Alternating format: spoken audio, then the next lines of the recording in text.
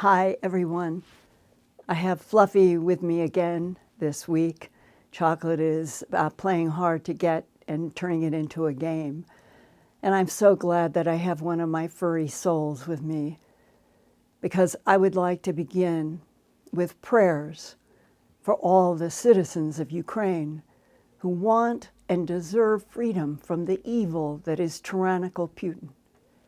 New York Times columnist Thomas Friedman wrote today, quote, "The battle for Ukraine unfolding before our eyes has the potential to be the most transformational event in Europe since World War II and the most dangerous confrontation for the world since the 1962 Cuban Missile Crisis," close quote. If non-human intelligences in this and other dimensions are closely observing this Earth crisis, pray for their help to banish the evil Putin and to restore Ukraine's freedom from bully brutality. And I want to thank all of you so much for helping this Earthfiles YouTube channel to break through 200,000 subscribers this week.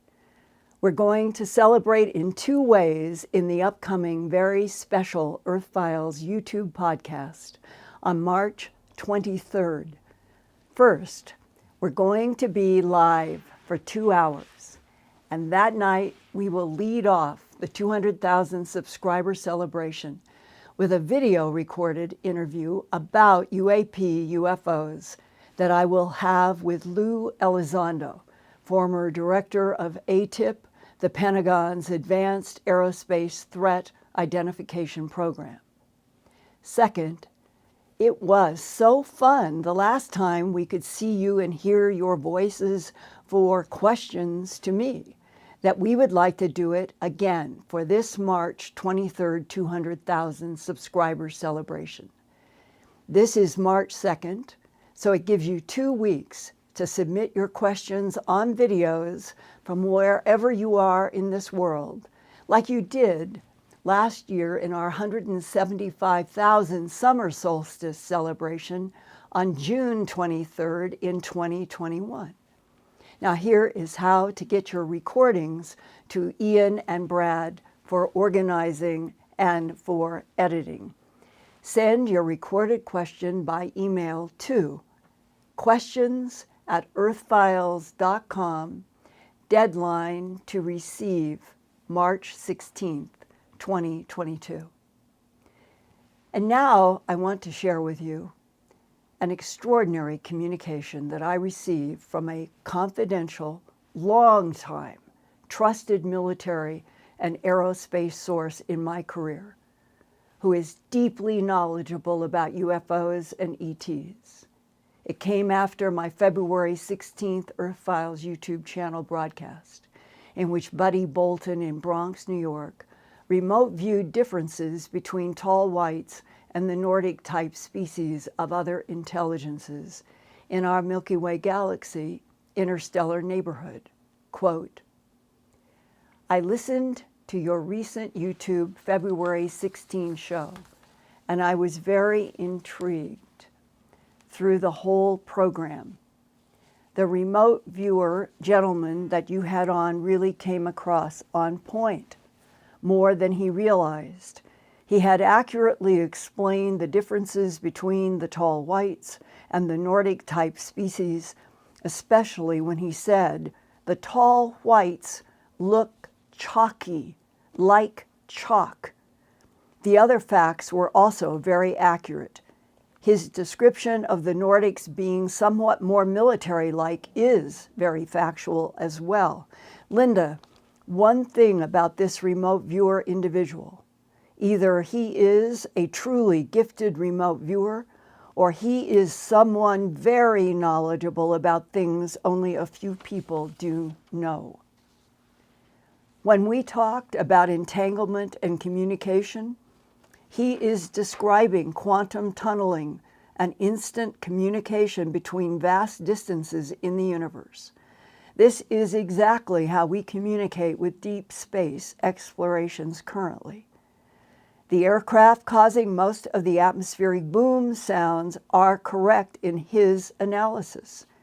One of the craft is the pumpkin seed and is the test bed vehicle for the next evolutionary stage of satellite kill vehicles.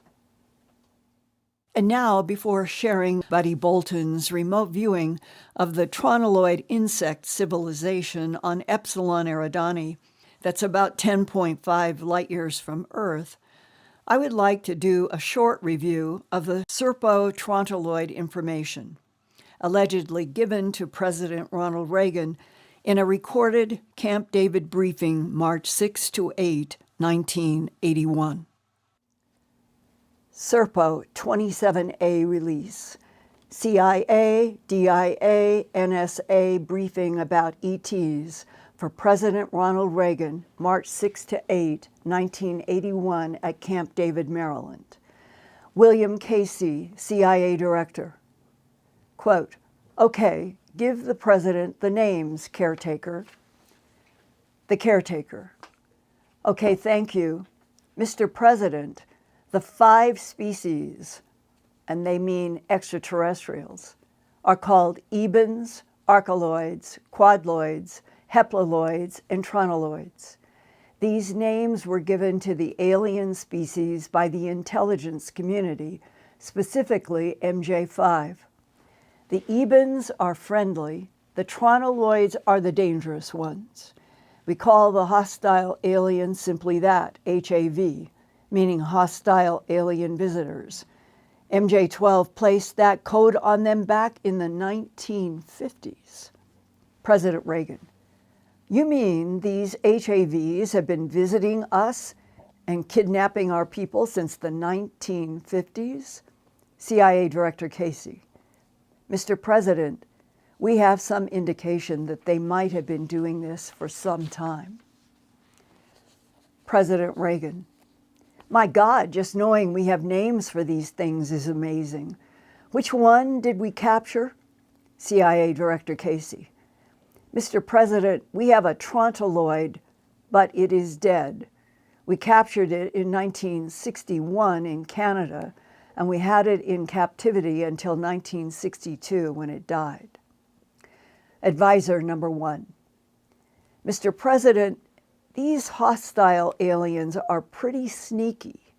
They seem to appear and disappear, which is beyond our technical understanding. They also seem to float or defy gravity. We have actual photographs of them doing this, recorded by a military intelligence unit in New Mexico."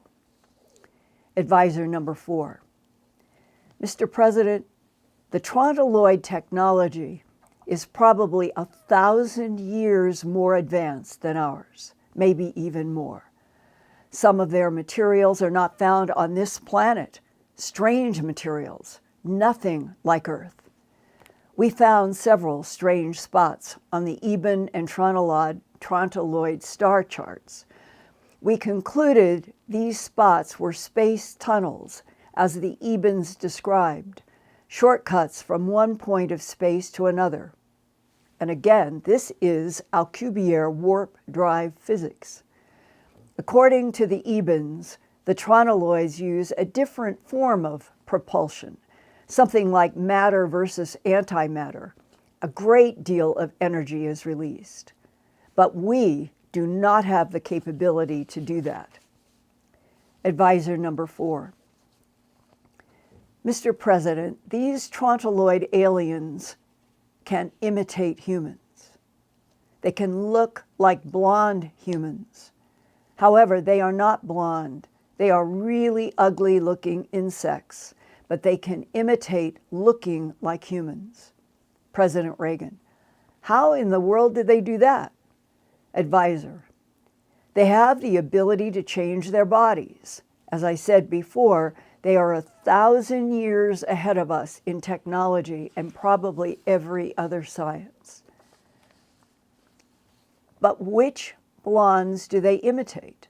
There are tall Nordics and shorter blondes that have been sketched by people in the abduction syndrome and are supposed to be from a variety of solar systems, such as Sirius, the Pleiades and Procyon, but the hostile insects who camouflage as blonde humans are said to be from the Epsilon Eridani solar system. Advisor number 4. The Ebens are the ones who gave us that Epsilon Eridani information. We know the star group. It is close to our solar system in astronomical terms, maybe 10.5 light years away. The Trantaloids are actually closer to us in Epsilon Eridani than the Ebens are in the Zeta Reticuli binary star system. Not far to the left and up a little bit, right above Earth and our sun, is the Trantaloid star Epsilon Eridani, only 10.5 light years from Earth.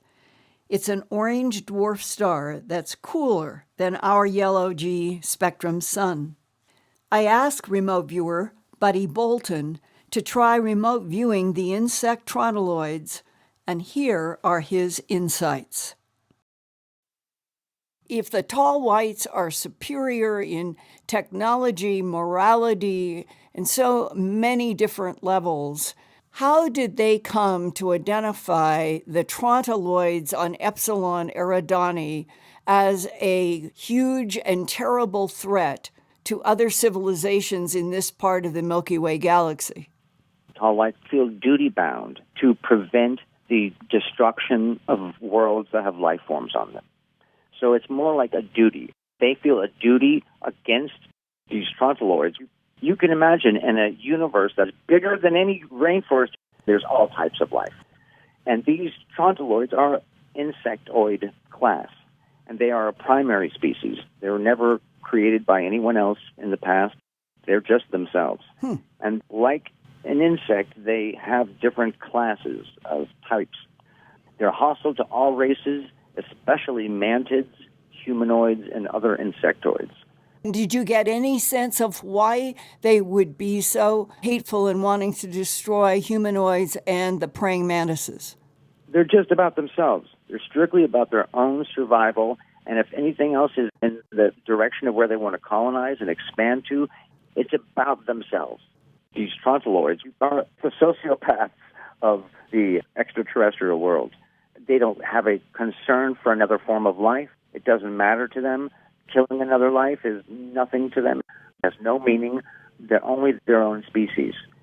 So they're incredibly hostile, fiercely territorial. They colonize an area, and they colonize it not like other biological species do. We oftentimes colonize electronically first, sending probes and things that watch over the solar systems, how planets develop. These guys, they breed so quickly, they physically occupy these solar systems. So they're fiercely territorial. Why do they want Earth? I think it's just on their path. You can calculate how quickly a race has spread in the past, and then you can make projections of how quickly and where it will keep going in the future. And so there's going to be a clash at some point. Did you get any insight about the holoforms that they are supposed to be so advanced with that even though they are these large brownish insects, that they can project a holographic or holoform that looks like a blonde, blue-eyed human and walk among us and we would not know? It's just technology. The ability to do it underneath the observant eye of other advanced species, like a spy slipping in. These creatures have spaceships. They have these very interesting hands, claws that have this pad on the inside, and it can raise portions of the pad and be able to press buttons, and it's able to evolve technology. That's a major reason why they could get an evolved technology is because of their manipulatable hands.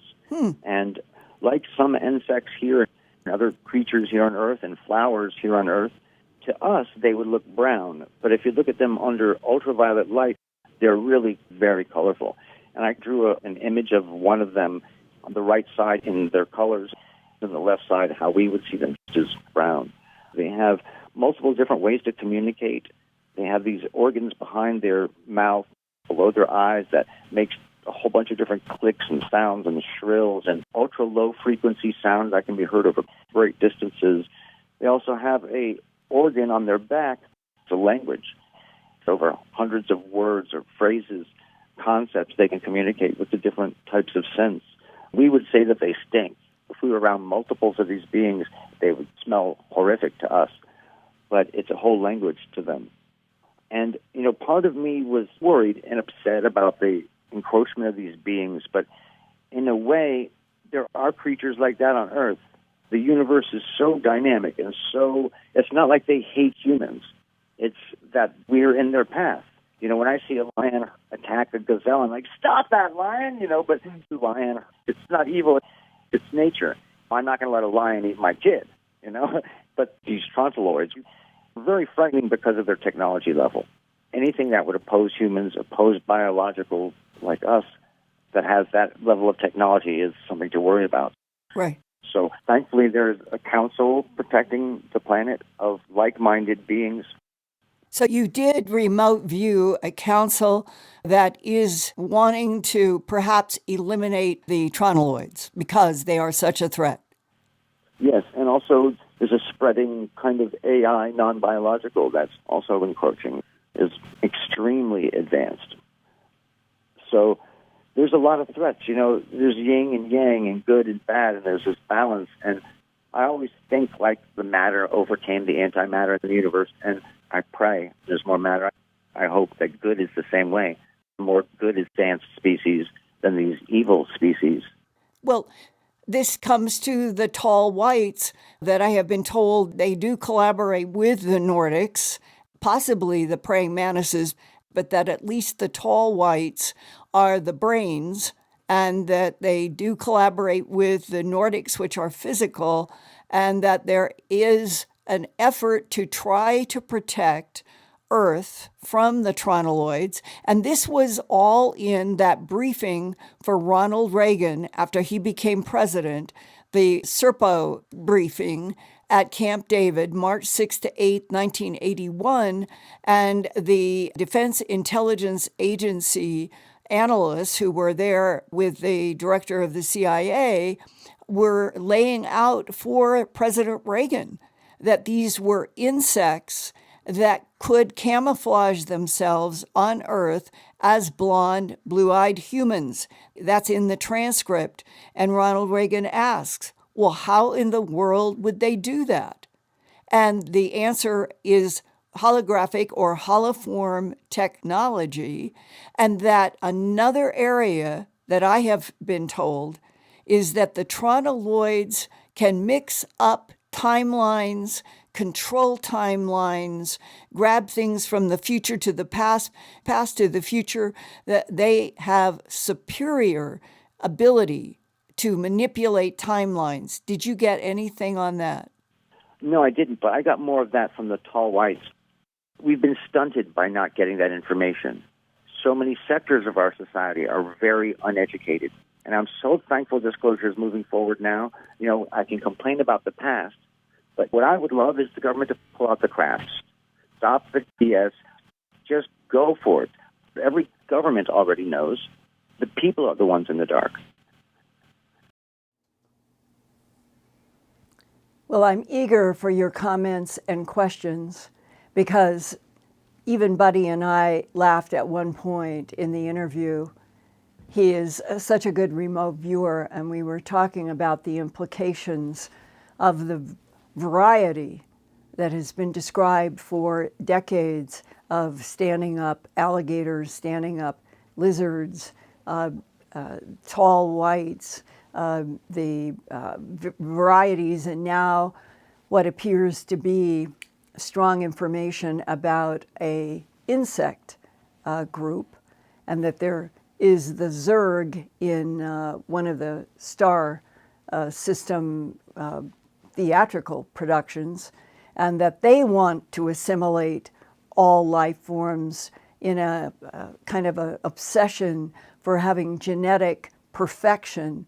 And so these themes are out there, whether it's in television, literature, movies, on the web.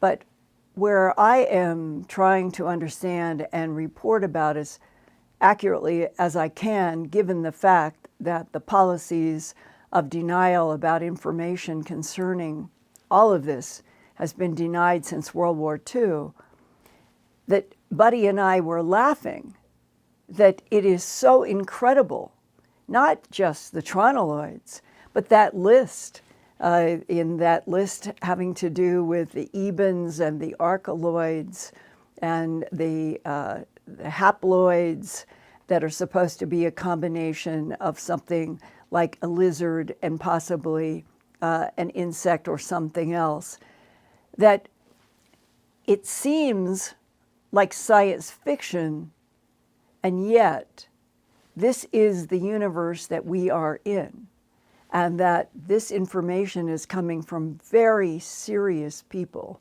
in very serious positions that know a great deal and have been covering up for a long time.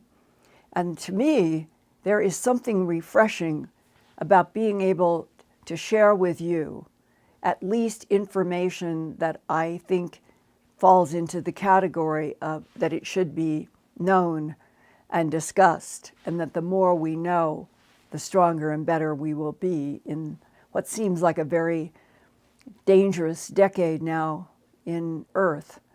We need more information to be stronger. And I hope you all have received this information tonight in that spirit, because everybody has the problem of how do you prove. But in this instance, I know for a long time the source. Extremely accurate, extremely intelligent. And he would say, if he were there or here, that this is one of our government's greatest concerns. Well, let me know if you think the time is here for all of us to have knowledge about what our governments think should be kept secret. All right, on that note, Ian, I'm going to turn to you for comments, questions. Thank you, Linda. With the thoughts about what's happening in Ukraine heavy on everyone's mind, we have the first question. Linda, if nuclear weapons were ever used, which species of which visitors would help us and intervene? It's my understanding, as we reported 2 weeks ago, that the Trantaloids are part of that first long interview with Buddy, looking at the differences between the tall whites, the Nordics. What about the Trantaloids? What about several of those questions that we were asking him to remote view? And that he so clearly sees, but I have a huge amount of other information that I wish that I could show you everything, introduce you to everyone that I know who has this knowledge, but I can't, because we're in a world where it's all supposed to be kept secret. But the best source, going back a long time ago, said that the tall whites and their skin looks to the human eye like chalk, quite different from the Nordics. That the tall whites are considered to be trying to help us.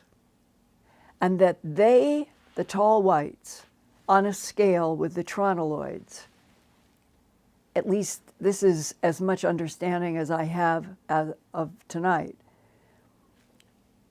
they are technologically as advanced, perhaps even more so than the Trantaloids, but they are both at least 1,000 years beyond us. The Trantaloids have a vested interest in trying to preserve and evolve life. They revere life in this universe, is my understanding.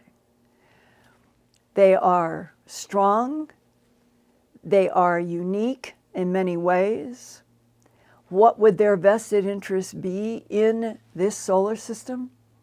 It might be because they and others are the ones who manipulated DNA in already evolving primates to create not just Homo sapiens sapien, but all the way back to Homo erectus.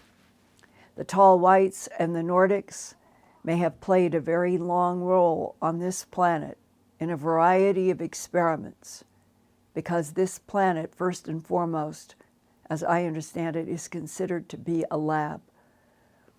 A lab because it is one of the few planets that has a temperature zone and a lot of water and has the ability to sustain and generate a tremendous variety of life forms, and that is not universal, that a planet like this is not unique, but is rare. So the vested interest in preserving Homo sapiens sapien might be because the tall whites and the Nordics and others, I think the Greys have been involved for a long time, but they're a different category, and that there are species such as perhaps some reptilians who have not wanted Homo sapiens sapien to be the dominant surface life, but that the Nordics and the tall whites, especially the tall whites, have felt that it was, as Buddy said, their duty. They have a duty, they feel a duty to help life survive in this universe, or life that they have a vested interest in. And so it implies some kind of a bond that we know nothing about. We have been told nothing, but that there are people who are working in military and science and medicine and aerospace who know quite a bit. And they have talked to me in some depth. So I'm trying to share with you information in a context that I personally do not find it frightening. I find it fascinating. And that if the people that I've talked to feel strongly that the tall whites working with the Nordics are at least equal balance to the Trantaloids, I would say that I feel that that's probably true. But more than all of that, I cannot fathom how political leaders, the power brokers, the so-called government leaders, could go one more year without announcing to this whole planet, all the struggling nations, the Ukraine, and all that it stands for on Earth now, at what feels like an extremely difficult time, that it will go on being a difficult time. We need to know. We humans need to be proved that there are other vastly intelligent, vastly capable, other life forms that actually give a flip about whether we die or whether we survive. So I hope in sharing this with you tonight, it's not the complete, it's the beginning of a story. It's the beginning. There's facets. We have facets. We do not have whole pictures. I would like to ask any of you who are in the audience tonight who work with information that relates to the Trantaloids, the Archeloids, the Quadloids, the Haploids, and on, and the Trantaloids. If you have firm information, try to communicate with me in some way that can have some depth. And I know that there are a lot of people who do have pieces of all of this, and they're told never to talk. Well, we're never, ever going to grow up as a species until we are introduced, quite frankly and honestly, to what is out there that we know about, and physics that goes beyond anything that we understand on Earth now. So Ian, hopefully in the chat and the comments, there may be some people who can contribute to this growing, I'm going to say, multifaceted picture of multiple life forms in just our part, our little arm of the Milky Way galaxy, and that sky star map that I have put together myself based on studying and getting input, that it is something that I hope we can keep adding to, and knowing that star map is quite real. Those are real solar systems, real suns, and the part that we have been denied are who are living on which planets orbiting those specific star systems. And there are a lot of people on this planet who have an answer to that. So my goal is to keep bringing to you information that hopefully pushes against all the policies of denial in a constructive way, while we're waiting for the big crack, the whole big enchilada. We're not alone in the universe, and here Webb is showing us artificial structures on a planet around a solar system. That's what I hope happens this year. Okay, Ian. Yes, Linda, I think it is helpful. People are now identifying with the specific beings that they're interacting with. Christina says, I think I've seen a chalky white alien coming through my wall years ago. It left a white residue that stains the wooden panels on the wall. Linda, do you think this was at all white? I have never encountered that specific description before in any of my work, what you have just written. But I am open to talking with you about it. Could you communicate with Ian and confidentially give me your phone number so that I could follow up and we could talk about that? Yeah, we'll ask her in the chat. I think we may have communicated before, so let's keep that dialogue going. Linda, Susie Sue says, can you ask Linda if the others are here to protect us from ourselves, and which species or race has the most favourable relationship with us? I think it is the tall whites that all along for a very long time, going back for centuries. I think it's the tall whites who have worn the cloaks, where so many people in the abduction syndrome over the decades that I've been studying, a figure tall with a cloak, where the cloak comes like this, and if there's any light in a room, that's the way it's been said to me several times, the cloak will shadow the face.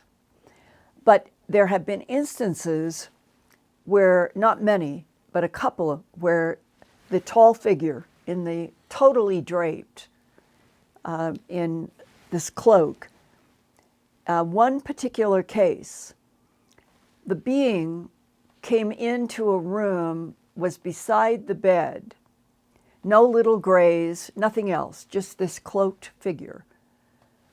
There was I believe it was a outside light that cast just a beam into that bedroom. And the person woke up as the cloak, whatever was in the cloak, was leaning forward. like this, leaned right into this always there street light, not strong, but just enough. And he saw blonde hair. It was a man. And he saw blonde hair in the cloak. Now, the tall whites don't have blonde hair. That would be a Nordic, perhaps, working with the tall whites. The tall whites have white, white, white hair.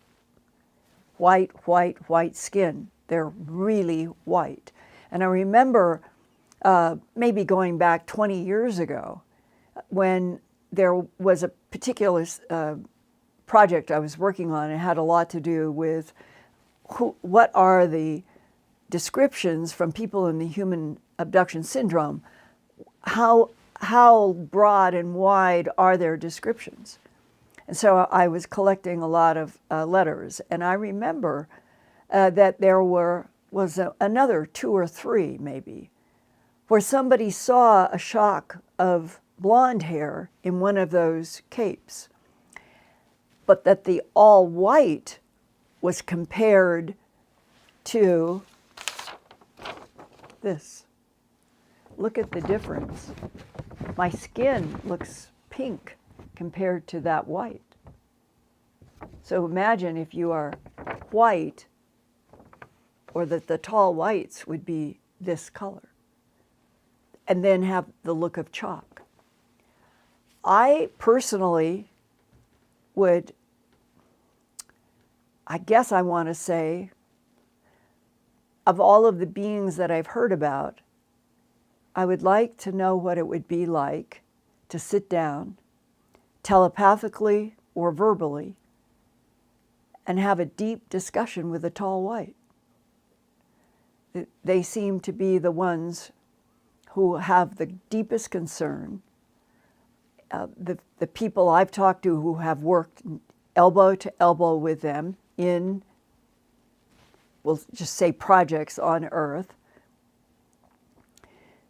they have compared the brain of the tall white working in the same office with them as, Linda, if you took a human and gave them 10 Cray computers for a brain, that's what it's like working with a tall white.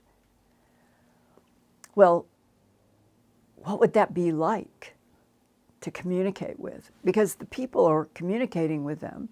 It's just that the tall whites have not only, according to people who have worked with them, that they are the most brilliant, that they play by strict rules, very strict rules, that they revere life. Well, I think it would be worth communicating with somebody like that openly. And that in their reverence for life, that they have an understanding of the interstitial patterns, frequencies of this universe, that they understand it to a depth that is probably not comprehensible to even the humans that they work with. And they move point to point, as the Alcubierre warp drive describes in that Navy patent exactly. They know how to access tunnels that are part of the fabric of this universe. And they can move, as I understand it, they can move like something like 50 or 100 light years within 5 24-hour days. That there's that much from, if you had something that was out 50 light years, you wouldn't have to travel for 50 light years. You could do it in 5 24-hour days if you know how to move in the tunnels, and you have a spacecraft that is conscious. So the spacecraft in its consciousness with the tall whites also relates to the frequencies of consciousness in the universe where the tunnels are, and that all of it can work together and move point to point. And I wish we were being taught all of this in schools. I wish we were being taught all of this as humanity. But the argument against us knowing is what has been described to me. The tall whites can be asked questions and they will stop all communication. And that they control strictly what humans can handle versus what they do not want humans to have, because we are still considered a dangerous baby. We are a dangerous baby species. So again, if that's true, then the tall whites, by every other definition of what they are, with reverence for all life, they would be strict. They would not want us to launch nuclear missiles, not any country on Earth to launch nuclear missiles. And therefore, it would seem that it would be the tall whites or a program of the tall whites that would have been interfering with our Minuteman missile development going back for the end of the 1950s onward. And what would they be doing tonight in their observation of Putin, Russia versus Ukraine and that area? I would assume that the tall whites are extremely up to speed on every single thing that is happening, and that if it's true that they do not want humanity to kill itself, which is we appear to be good at doing, if they want to see humanity with their strong souls, meaning Homo sapiens sapien, I think have very strong, important souls, and they may recognize that.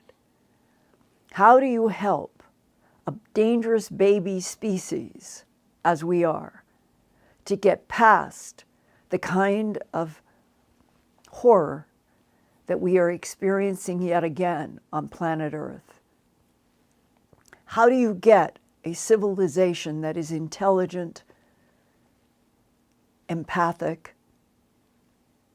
strong with souls, but not very bright about how difficult it is to have humanity at 8 billion on planet Earth without having some kind of agreement, a survival agreement that the environment must be #1 priority on the planet or all else loses. And we haven't reached that stage. We fight about what is a healthy, solid, evolving planet. We fight about it, and we make money be the first priority. Money should not be the first priority. It should be the health of a planet that can sustain life in an educated and collaborative way. If humans could get to that level, which I'm assuming that the tall whites have relationships with several planets that are collaborative, not destructive. So we are at that decade that has been described to me often, that 2020 to 2030 was going to be pivotal on planet Earth about whether Homo sapiens sapien makes it to the end of this century or not. Why can't we be introduced to the brilliant, revering life, tall whites? That's a mystery to me. But it may be that the tall whites know so much more that they would answer if they were here, because you have to learn how to live this on your own without war, without destruction, and especially how to be stewards of your planet Earth. If you destroy the planet, you have destroyed yourselves. Okay, Ian, what else? Linda, I just want to do the super chats this evening from the generous viewers. Moonbird, Yasmin Shams, Shane, Joanna Johnson, Buddha Lion, Angel McGreen, Whisper of Love, Lorraine Enman Aldred, Vicky Martinez, Daniel Gomez, Rudy Jacquez, Kevin Burrows, John Hobart. Thank you. Oh my gosh, thank you, you guys. It means everything to know that you all who are, gosh, Moonbird, for how long? I can't thank you enough, all of you who have helped sustain. And now we're at the 200,000, and I hope we keep growing and evolving, and that we're going to get through this decade learning more and maybe being introduced to tall whites and Nordics and those that are supportive of us. And if that happens and the Earth stops warring, then what a wonderful decade it could end up being, instead of the dangerous, dangerous one it has been described for so long as being a challenge. So thank you, all of you. And for those of you who have not subscribed, it doesn't cost you anything. Just click on that red arrow and it helps Earthfiles in the YouTube world. And click on the like button. All of it helps us keep growing. And thank you for being here and putting in the super chats.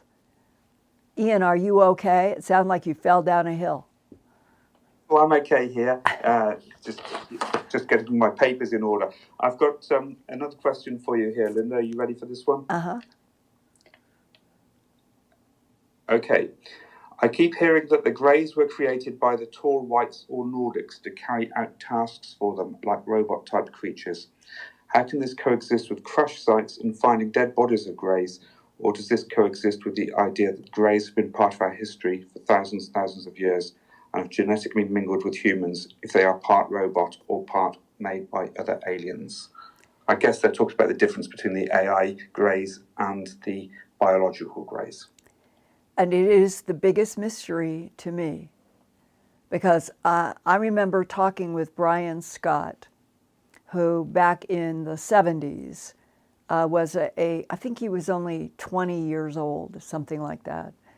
And he was out in a desert spot in California, and he was doing practice shooting with a gun, and I think there was a friend with him who witnessed.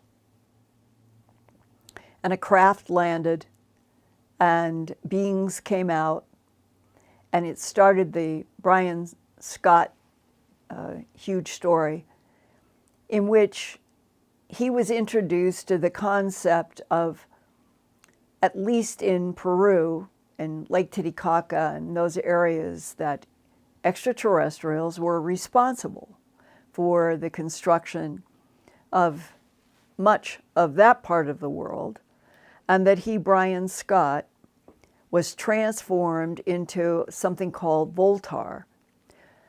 I was able to screen a video of him with the voice sounding of a deep voice, and that Brian Scott was replaced for a period of time by this Voltar.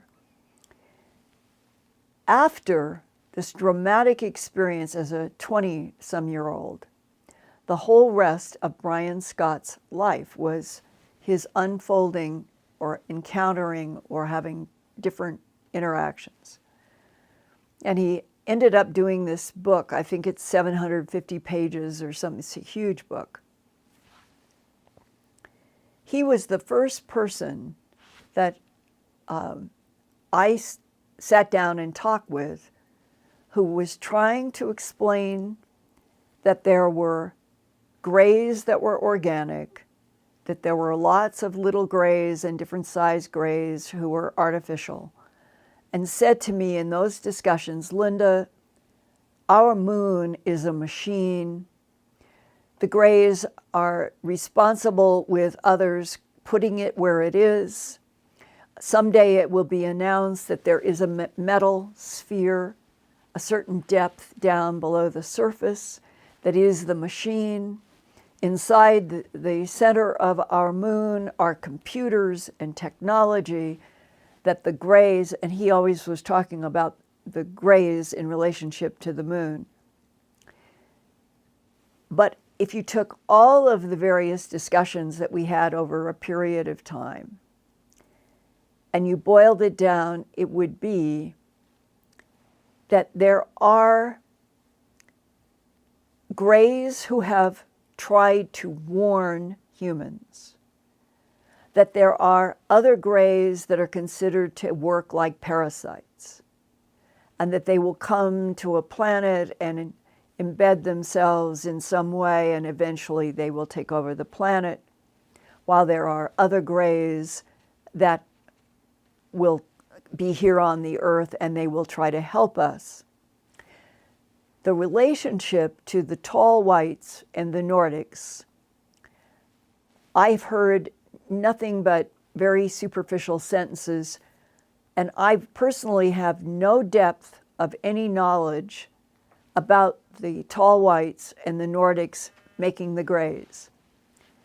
In fact, I have had quite a long discussion with a source who said the tall grays, they are in Enti Eridani on my star map, that these 8-foot, even 9-foot tall, thin grays with the large heads that some people have drawn, quite different from the gray on Whitley Strieber's book, or that have these sort of heads, or the pumpkin heads. There's a whole bunch. And then there are the 2-footers, 2.5-footers, 3-footers. Those are all AI as I understand it.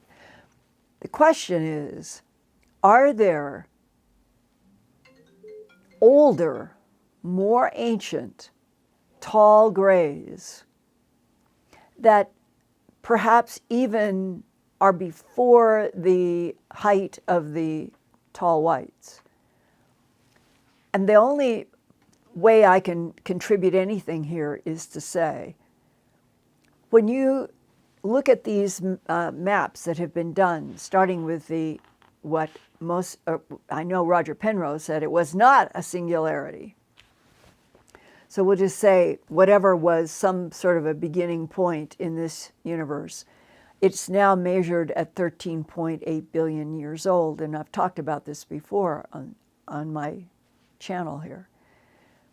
So if you come through first billion, second billion, third billion, fourth billion, what has happened in the universe in those first 4 billion years?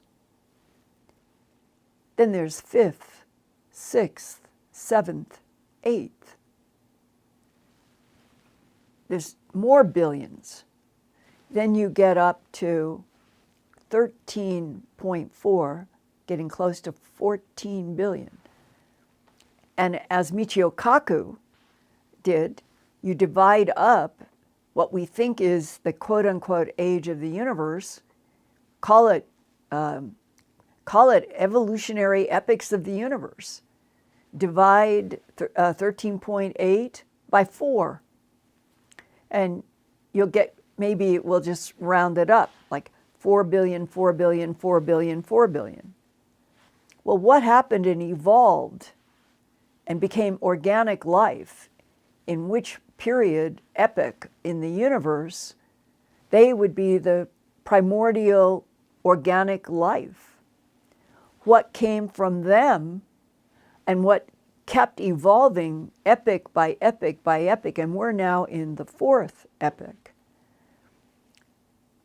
I've been told that the tall whites and the Nordics and the grays all have manipulated DNA in the creation of a variety of humanoids on this planet.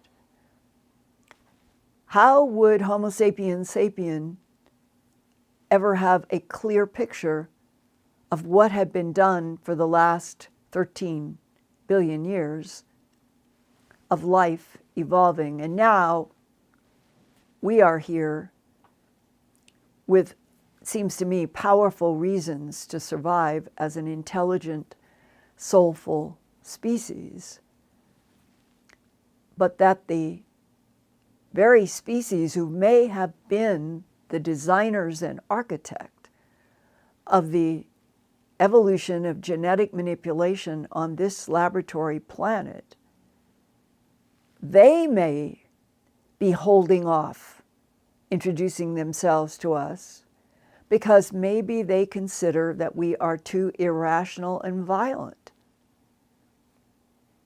That's a possibility. I don't agree with that. I think that humanity needs to be told the whole truth and then start psychologically, mentally, physically, a whole new evolutionary route with truth and working with other beings who could guide, help, and teach. Lacking that, from Brian Scott, his huge book, my many discussions with him, interacting with so many different beings, turning into a Voltar consciousness, and we still don't have solid, provable answers. So, Ian, that is kind of a multifaceted answer to an excellent question. And we have time for one more. Well, you asked for comments. Some people are referencing their own experiences. Here's one from Esther. She says, I was visited 3 nights in a row. Red orbs came into my room, communicated with me. My husband witnessed this. Not human, female ET. I'm an experiencer. She associates the 3 orbs with being the first presentation of a female extraterrestrial that followed up for the red orbs. Is my asking, can she reply back?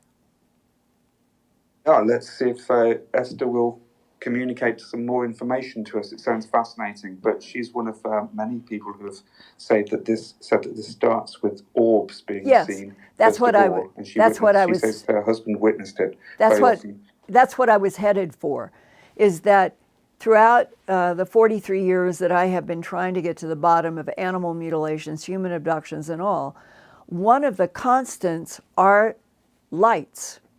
Small, the size of a ping pong ball or even smaller, to the size of a baseball, to the size of a softball, to the size of a basketball, and then some bigger in the Himalayas, out of which people have seen people come out of what looks like a large orb. But Ian, this is fascinating because I assume it's technology, and that there are associations like John Burroughs in RAF Bentwaters. The blue lights, small blue lights that came up in several hypnosis sessions that I was there witnessing. It was blue small orbs that were keeping John from going forward toward some kind of a large light that he could see. Blue lights can interfere with abductees. Green seems to have a completely different category. White is a different category. Gold is a different category. The red, I'd be very interested to know if the red lights metamorphosized into the humanoid female that she's referencing. Well, Esther says that the experiences started as a child in Arizona. She's also come back to say the elongated skull, tall, grey. They have very wrinkled face and skin and are powerful psychics. They can levitate humans, very ancient and very cold. I think that would be in that category of what are called the tall ancient greys from Indi Eridani. And it's on my star map. And here, this is a very good example. Each of us who have been trying to understand the complexities of other intelligences from other places in this universe interacting with Earth, we only have facets. We only have small glimpses of other realities, like my Volume 1 and Volume 2. And we need an integrated, huge evolution into whole understanding, a completely new understanding of how life first emerged and evolved and went through various chapters on this planet directly related to extraterrestrial experimentation with life on this earth. That, as far as I know, is the fundamental truth. How, from that fundamental truth, do you get to the millions and millions of facets that could explain how we humans are on this planet Earth now, at this particular juncture in time, in which people have been predicting in military and science and aerospace sources that 2020 to 2030 could be the existential decade of this planet.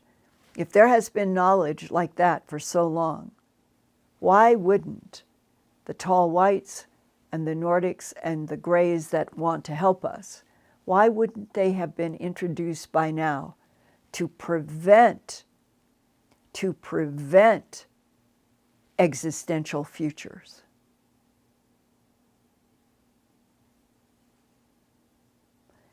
So that's, I guess that's where, right now, we will close out, and I will look forward to seeing the chat comments and hoping that there are others that are in the audience that I understand do not want to be public, but that you could communicate with me if you have actual professional knowledge, because I would like to keep going forward as constructively as I can, sharing information that a lot of people will be astonished by, but for those of us who have been studying for a very long time, we have an evolution of information that comes up to tonight, March 2nd, 2022.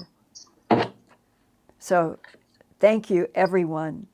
Let's get your questions recorded and coming to our questions at earthfiles.com, and look forward to March 23rd, having a fun time with your questions, celebrating that we have broken through 200,000 subscribers.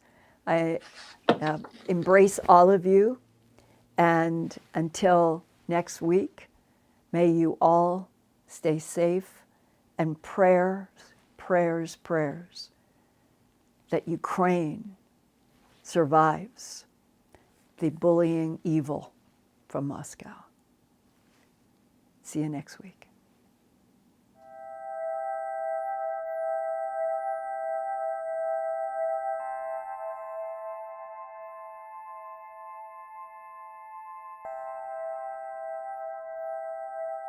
Turn on closed captions for YouTube videos by clicking the white CC button on the lower right. The default language for Linda's videos is English. If you would like to see the captions in another language, click on the white settings button next to the CC button. Select Subtitles CC, and then select Auto Translate. Select a language, and the captions will now appear in that language. Sort of gone through, and they will hold their heads. I never had a cat do that before. And they'll pull against the comb, helping me get out snarls. And I think it's the best they've ever been.